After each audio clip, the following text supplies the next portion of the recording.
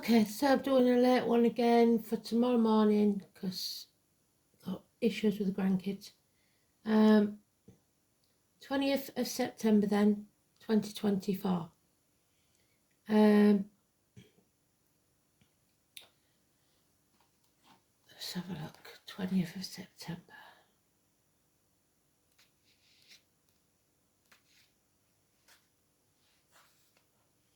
Venus quincunxes Uranus. Be prepared to stand your ground if necessary, as you may be surprised by developments. Look for common ground to avoid conflict. The moon is in Taurus. So bullheaded, don't be bullheaded. This one's been haunting me for a couple of weeks now. It's on a lot of videos and stuff like that on the internet. I think it's called This Is How Legends Are Made. Don't know what it's by, don't know anything about it, but it keeps popping up in my head. So that's the one we're going to use today. So legends then.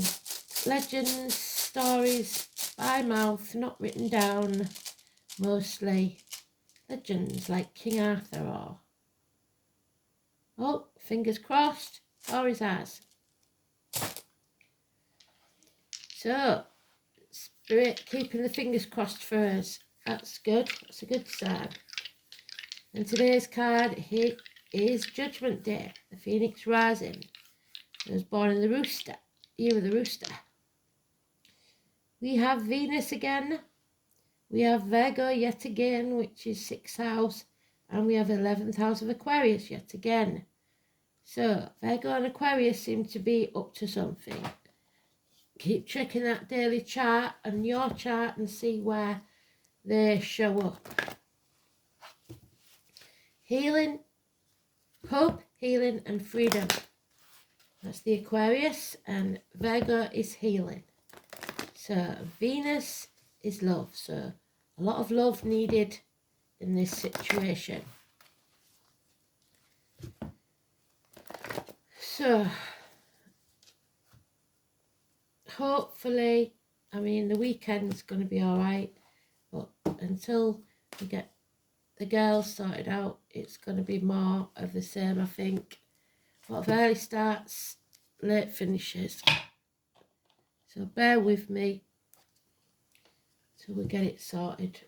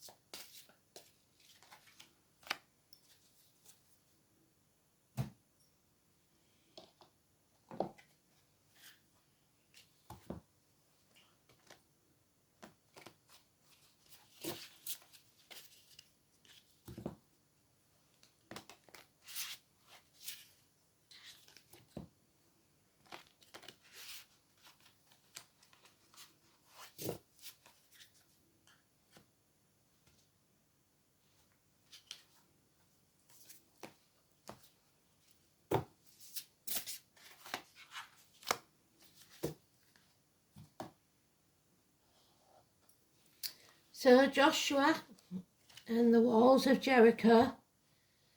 So it's bringing your walls down, being vulnerable or destroying something. To rebuild from the ashes. Just like the phoenix does, a rebirth is imminent.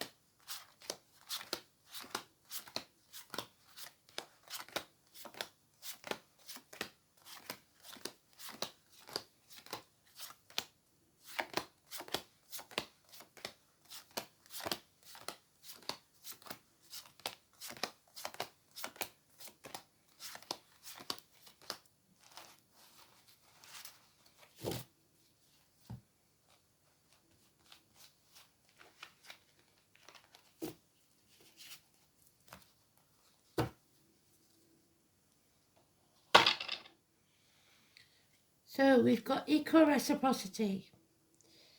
This is about people seeing things from your point of view, or vice versa, you seeing things from their point of view. There has to be equal give and take, because this path is going to be a hard one, and you're flailing about in the dark and can't see the path clearly. I get this when we're going through what I'm going through at the minute, ping-ponging between elderly parents and grandkids. 2 properties, so between properties maybe, possibly waiting to move. 2 dogs, so there's born in the year the dogs, and a Cancer. Usually it's Scorpio, but in this deck it's a Cancer, which is and the moon. It's the full moon we've just had, the 18.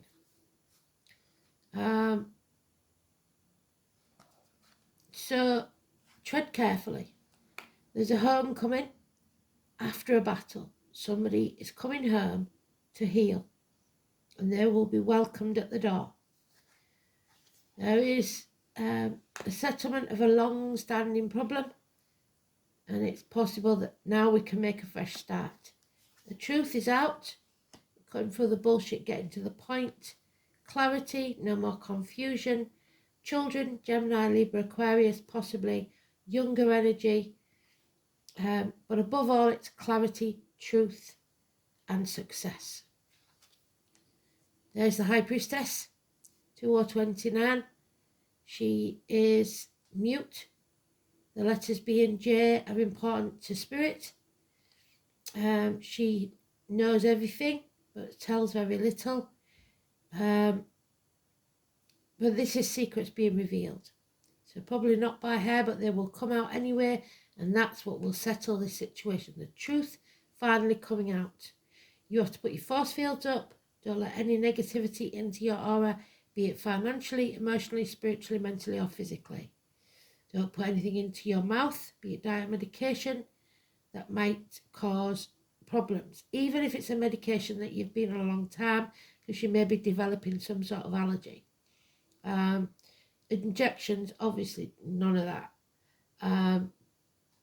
Stay grounded, her feet are bare. It's the tarot reader, the psychic, the medium. It's also the nearest to October the 11th, the carnival people, the travellers, the psychics, the Romani. And we're coming up to that soon. It is early this year for some reason. It's coming on the 5th. But there we have a woman scorned, somebody who seeks revenge, or possibly a widow or a divorcee, or this is someone, a professional female that is not making good decisions because she's not clear, she's confused, or she's going through issues herself that's colouring her judgment. So if you're seeing a female doctor, priest or lawyer at the minute, she may not be the best advisor. And above all, this is a woman scorned. Aquarius energy, which we've got in the dice, 20th of January to 20th of February. But there's no point in living in the past. If you're living in the past, you're depressed. If you're living in the future, you'll be anxious. So especially for you divorced or widowed women, you have to live in the now. Tomorrow's not promised and the past is gone. 5 months. Build a bridge, get over it. There's a lot of water under the bridge. Get off the cross, we need the wood. You know the sayings. It's time to live. Draw a line in the sand.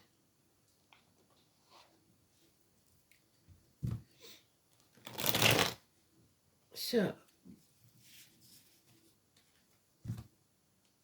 5 months then. That would take us to, where are we, September?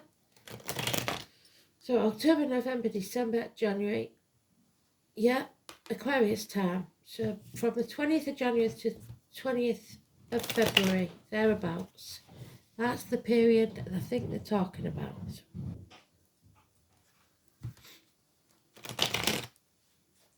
But it's looking good. We're in the dark about something. It's not going to be an easy path till then. But It takes us where we need to go. Yeah. Ending that toxic situation. No more being controlled or manipulated or used. It's safe to sign as long as you see things clearly, read the small print, break the shackles of that toxic situation, whatever it is. No longer selling your soul to the devil, no longer trying to keep up with the Joneses. Material things have no meaning. 15 is positive.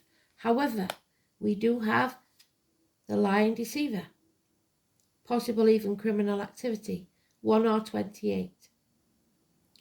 I sometimes get this with drug dealers. This is possibly somebody new in your life, but it's a confused mind also, and mental illness, which that could be. So 1 and 28. Gemini, siblings, children, twins, and mothers. 3 and 30. Mothers, mother-in-laws, mothers of your children, or a very important female in your life. Says nothing can grow in barren lands. There's no abundance, there's no growth, and where there's no growth, there'll be stagnation. So there's terminations of contracts, which would be good. Anything made under duress. Friendships. It's Taurus energy, so we've got Gemini, Capricorn, Taurus here, and in the major arcana. So they're really important. Terminations, like I said, of contracts, friendships, relationships, pregnancies. 3 and 30. The fairy godmother coming to chuck you off that cliff so that you make your wings on the way down. Ready or not. Paring away at that which no longer serves us. We're back to the apple tree. It doesn't matter who you were, what you did in the past. You are reaping the rewards of that now. What matters is what you do now, because that shapes your future. That brings about your destiny. So do right now. Cut away what no longer serves you. Prune the apple tree for a better harvest next year. Because there is this sword energy, this air energy. Gemini and Aquarius we've already got. No Libra yet. This is about feeling like your insides are being ripped out. Somebody wants to win at all costs, and they do not care how they do it. They may even cut their own nose off to spite the face, but they will win. Trouble is, what they don't realise is nobody wins this, because everybody will regret it. It's the shit stirrer, and those that stir the shit pot should be made to lick the stick. Violence and knives again. We have the apology again. We had it twice yesterday, but it is also Virgo, and it's Chiron. It's about healing. It can be those in uniform. It can be those with a dark complexion, any or all of those. It can be agriculture, health. So it's about your abundance. It is improving, an improving situation, but very, very slowly. So it'd be interesting to see what Chiron's doing. I wonder if Elaine, let me know if Chiron's doing anything strange at the moment. So those wrongdoers will be found out. Doesn't matter how much they try to conceal and lie, they will be found out. Something's been done behind your back. Lies, deceit and theft. And it's all air energy. And then in comes the fire. The Ron Seal man. The man that does what he says he's going to do. He's got the ancestors behind him, and he's taking action. But there will be no celebrations, no reunions. So the 3 life cycles of women, the maiden, the mother and crone, the power of the 3 norns, fate, May Day, the 1st of May, or it could be that there is an SOS signal coming your way, a message. but somebody cannot attend or will not attend a celebration or a reunion. 3 months.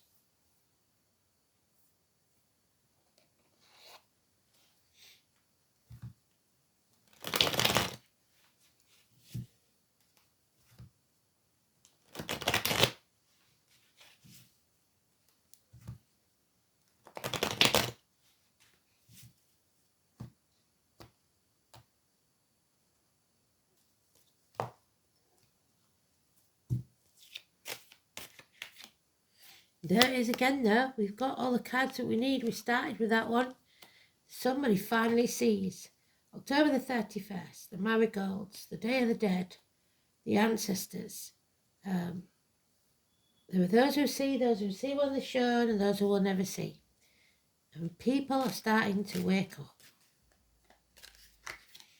Yeah. There will be lack. But we've been there before. Birds and a gilded cage. We have everything we need. There's a lot we have that we don't need, but we're used to. So we are going to have to face the fact that we're going to have to go without in some way. Then the transformation can take place. Scorpio energy, a death and a rebirth, coming out of that cocoon, fighting your way out so that your wings are strong enough for you to soar. So Scorpio energy, death and rebirth. But it puts the daughter, the high priestess, back in that prison, in the depths of hell, to hell and back, and more secrets are being kept.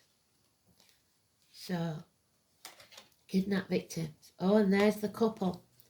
So, he is that lady's partner. They are both seeking some sort of revenge.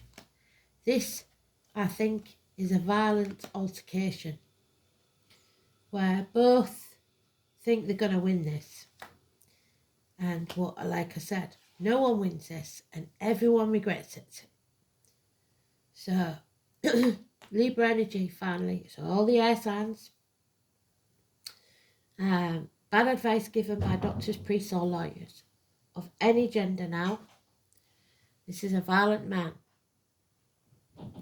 With a knife, it has to be said. Mental illness.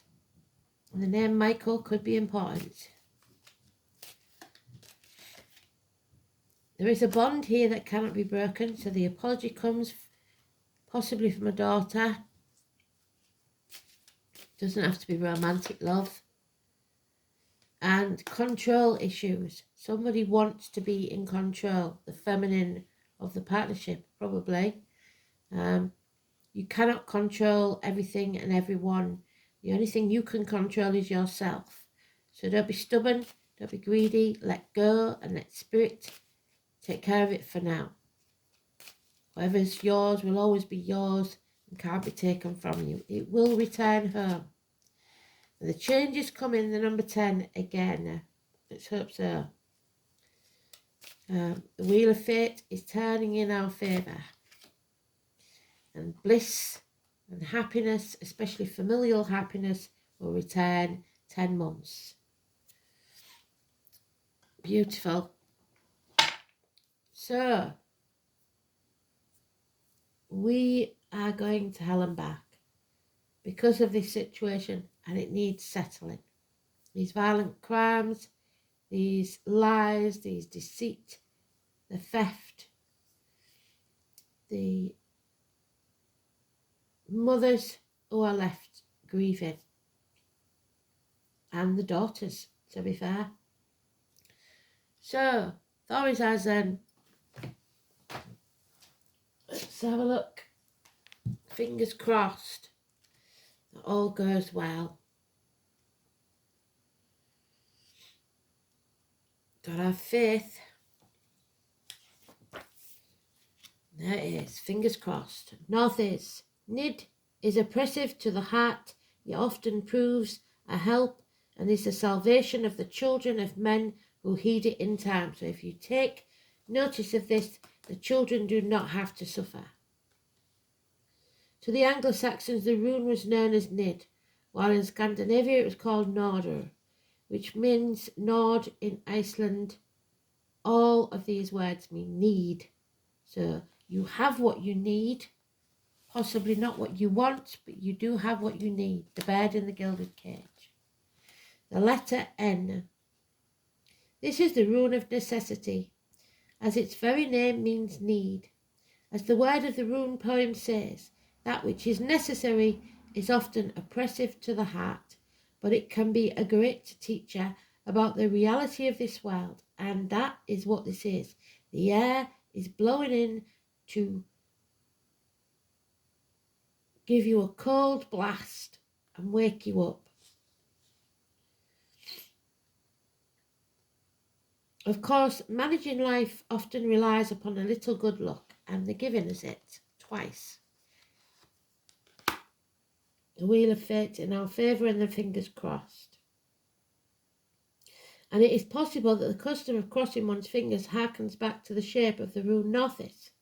This rune also has associations with so-called need fires that were lit in times of plague or famine. So bonfire night, where we come from, 5th of November, the rowan and the beech tree. Now we've done the rowan. I'll see if I can find anything on the beech tree, but it's not in the Ogham branch book.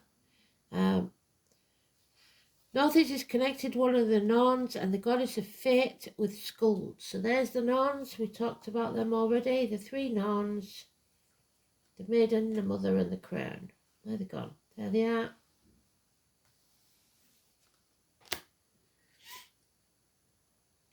Who shows us through this rune that what must be, must be. Skuld was considered to be the youngest of the three goddesses, so the daughters, and the Norn of the hidden future. She is particularly important into divination. On a less positive note, the rune has associations with the dreadful serpent Nidog. So the snake again that eats itself, whose name literally means the gnawer from beneath. Something is shaking your foundations, destroying.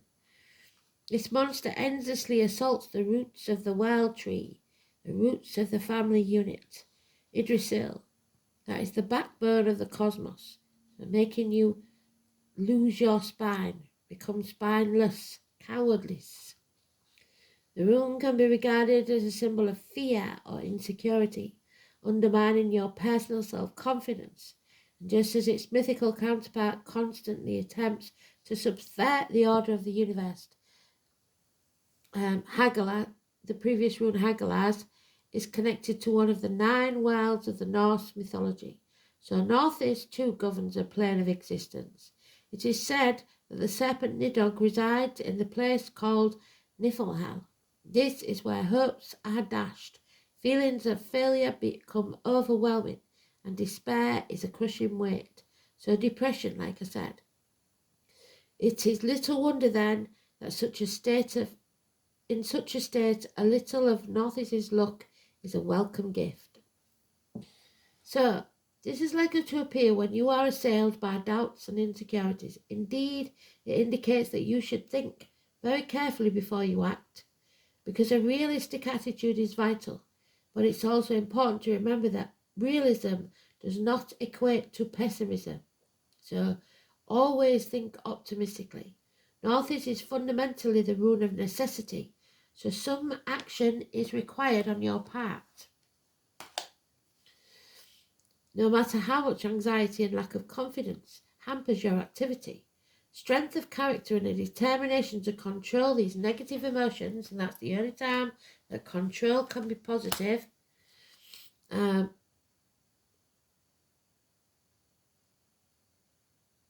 will see you through this period. Another aspect of this rune is the importance of recognizing your own limitations and acting accordingly, because pushing yourself too hard will solve little at this time.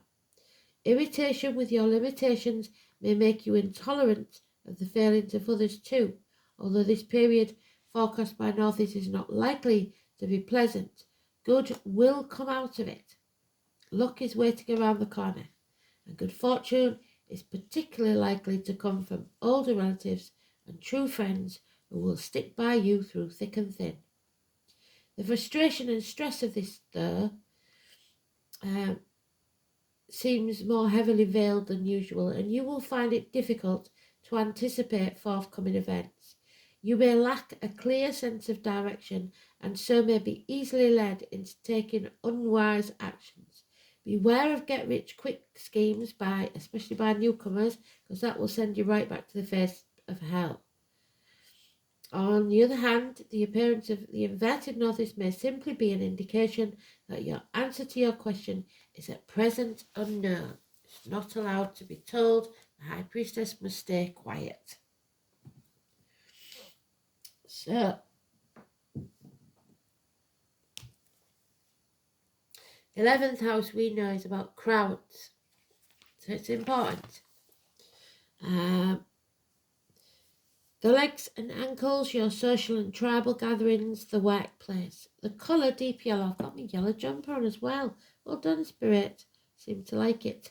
The group activities, society, friends, hopes, wishes, aspirations, and your social consciousness. The 11th house is where personal sense of identity is extended into greater groups.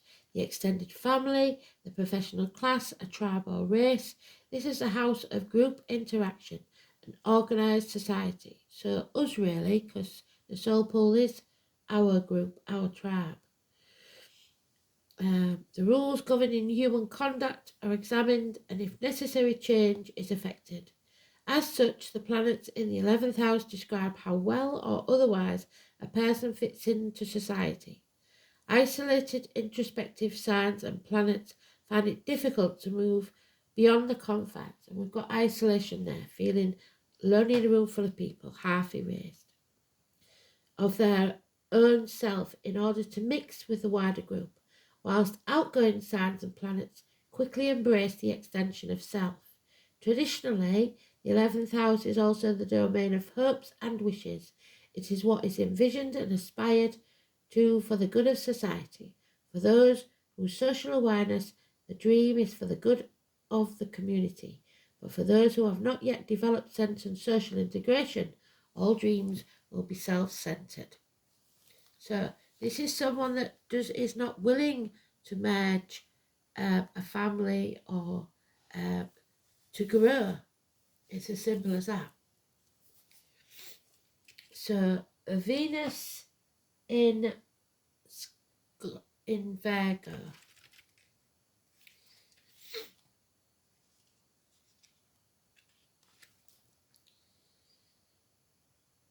Desires perfection. That's never going to happen, is it?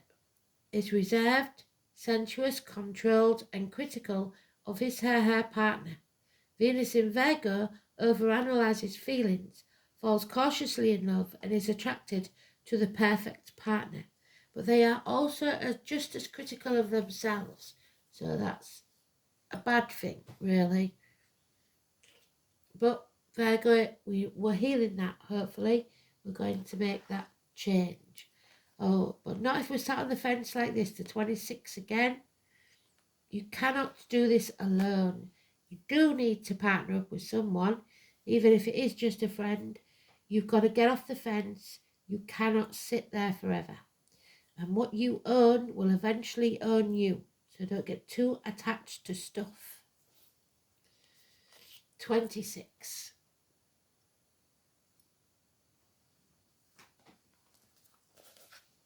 So Libra energy. 2 years is mentioned, so they're going for 2026 again, aren't they? The 26 on the number as well.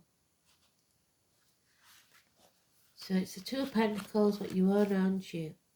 Wealth is the ability to truly experience life. Nothing more, nothing less. The name Henry and David could be important. Yes, you will have it at some point in your life. The second house is about being grounded in the physical. It's the house of money. What you own and your movable goods. And it is the sign of Taurus. There you go, I've got Taurus in there. It's about reality, creature comforts, your lifestyle, and areas supported primarily the physical realm. It is the key to your power in this world. So what empowers and disempowers you?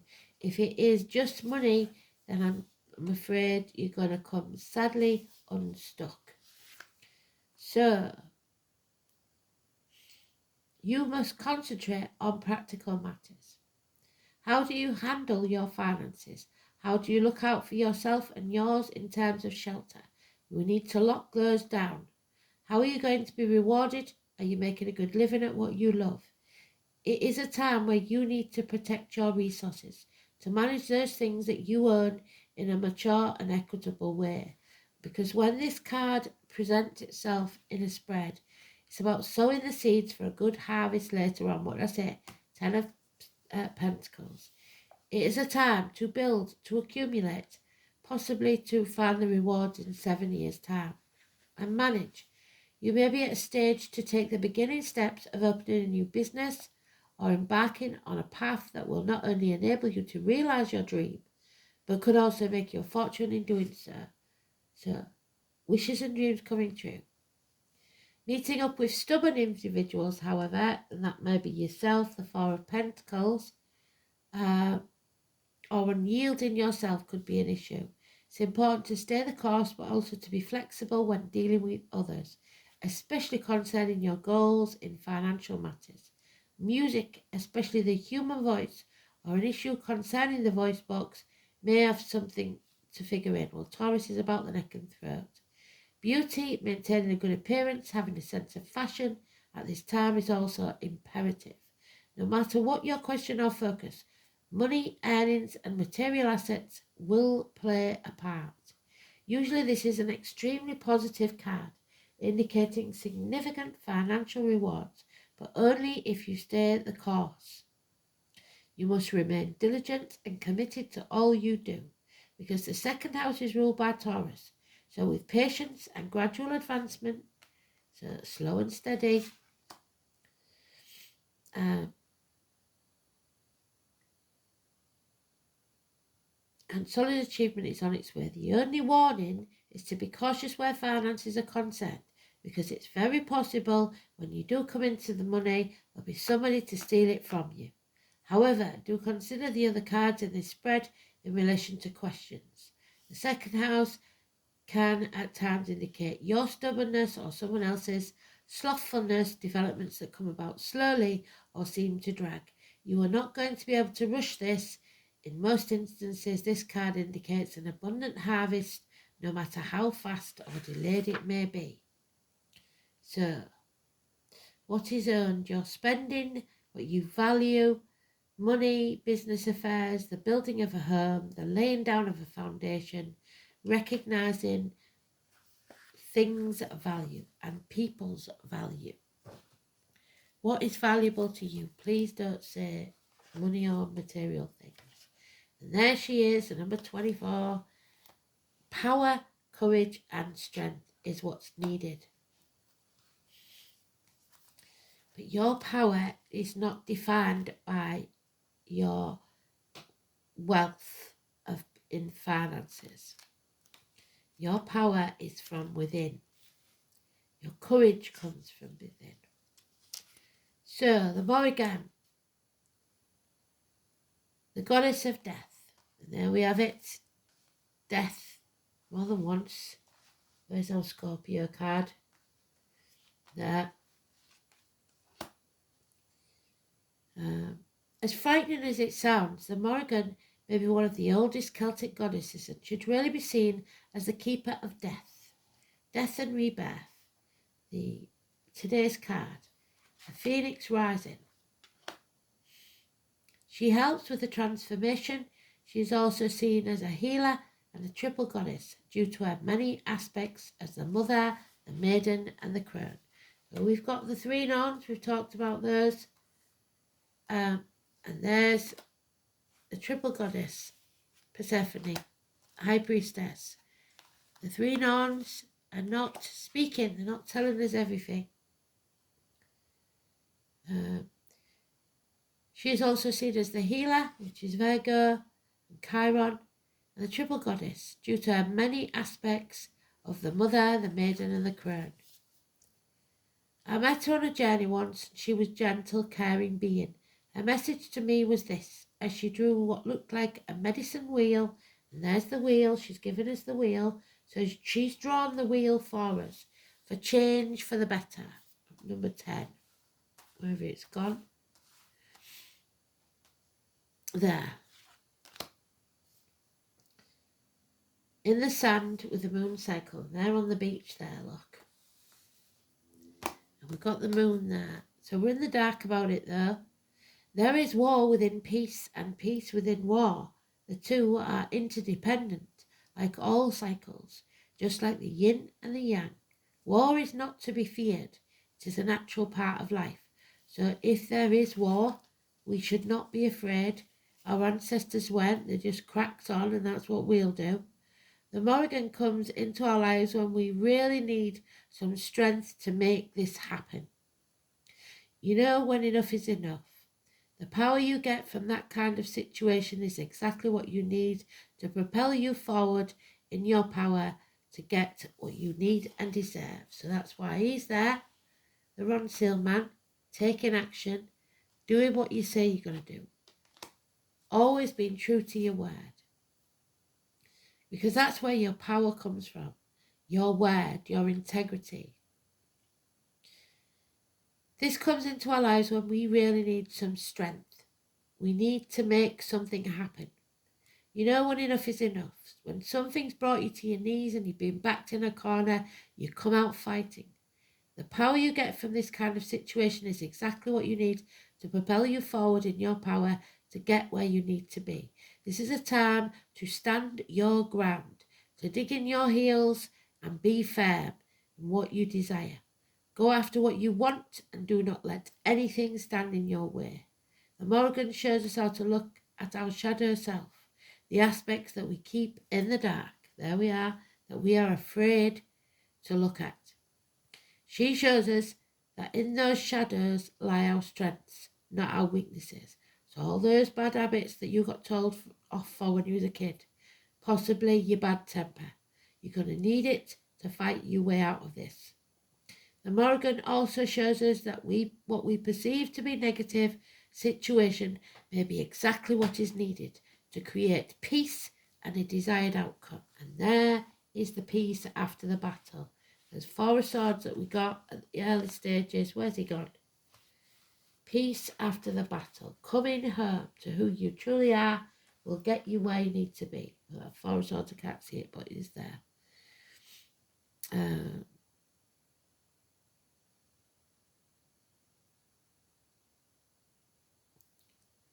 The Morrigan also shows that what we perceive to be a negative situation may be exactly what is needed to create peace or a desired outcome. Because just like some forests need forest fires to regenerate, so too is death and destruction needed in our lives in some shape or form. Death does not need to be a physical one. It can be an ending of some sort, something that makes it final. If you face a situation that you don't understand, say thank you for it. Why? Because it is in your life for a reason. A lesson, an ending. It's not until after the battle that we come to understand the gift that it will bring. So don't be afraid to make a stand. And there's that hymn. The number 1, the High Priestess, the book, the bell, the candle, and the sword, the dagger. So a lot of knives here. Atim is very, atim, whichever way you want to say it, is very important to the priestess.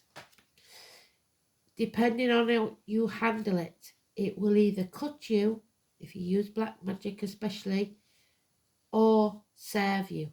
All depends on how you use that dagger. If you're using it for ill, it will bring you ill. If you're using it for good, it will bring you good. The athame is a ceremonial blade used in ritual and magical workings. It is not a weapon and is generally not used for mundane purposes such as cutting food. So a knife, a ceremonial knife perhaps, in this violent episode. Rather, its purpose is to represent the qualities of clarity, discernment, and setting boundaries. In rituals and magic, its primary element is the energy of air. And we've had air all over this, so air signs especially important. Its direction on the sacred circle is east, so the Middle East perhaps. Freshening winds of awareness are blowing through your mind. It is time to cut away what no longer serves us. Open yourself to a new idea, but do not be afraid to take a stand for what you believe is right. You may be feeling very defensive. Clarity, awareness, focus. See clearly and make wise decisions. You need to set boundaries now. And there we have cannabis again. Drugs. The drug dealer, like I said. Mistreating cannabis, which is a sacred plant, won't bode well, and it can bring paranoia and mental illness. Just saying. It's not an addictive plant per se, except that you become addicted to the world that it gives you rather than wanting to face the reality of the real world. So that's the only issue with it. Cannabis then. The number 6 in reverse. So we keep saying it, don't we? The 6 and 9 in reverse, turning your world upside down, making a difference. Maybe overcoming addictions. And when it's the 9th house, it would be Virgo. So well done, Spirit. The Moon, Venus, Saturn and Neptune. Water and earth make the bricks for your new foundations. The Latin name is Cannabis sativa. Magically, cannabis can be used to enhance meditation, divination, spirit contact, and in some traditions, as part of mystery initiation rites. Those are the traditional magics of ingestion or inhalation. To shift the consciousness of the practitioner in more outward forms of magic, the leaves, flowers, and resin can be used in healing. So there we go, medicinal healing.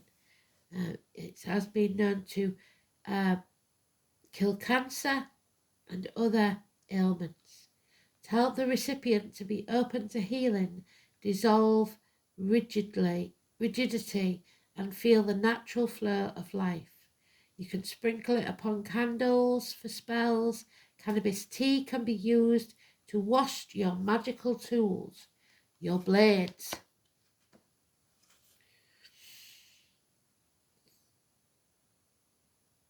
To help open to other realities, such as scrying mirrors to see through time and space, or upon a blade or wand to open the gates and call for the spirits. So that is what they want us to do. Open the gates, call to spirit, but make sure when you do to protect yourself. Listen to spirit, they have much to tell you.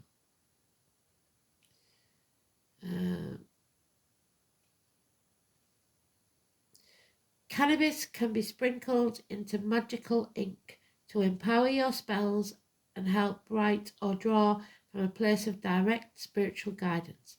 Care should be used in working magically with this plant.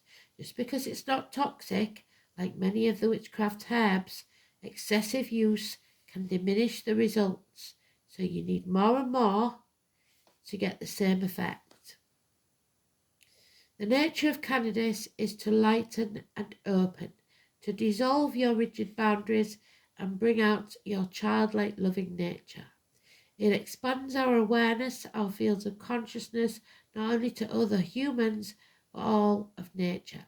It can help us get in touch with our body, but also the body of the earth and our relationships to it. Cannabis can aid in increasing telepathic ability and awareness.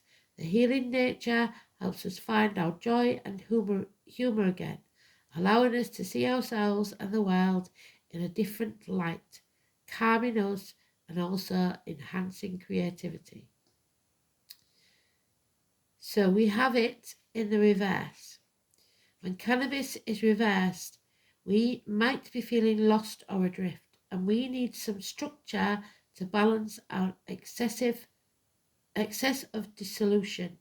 We must find our own centre in the midst of streams of life and establish our sense of self without slipping into fear. So don't let the drama and the chaos that's going on around you interfere. You are in the eye of the storm. Stay calm. Create order out of the chaos. Be open. You are connected. Be joyful. All they want is for you to be happy. Beautiful read. Thanks for listening. This is how legends are made. Speak soon. Bye.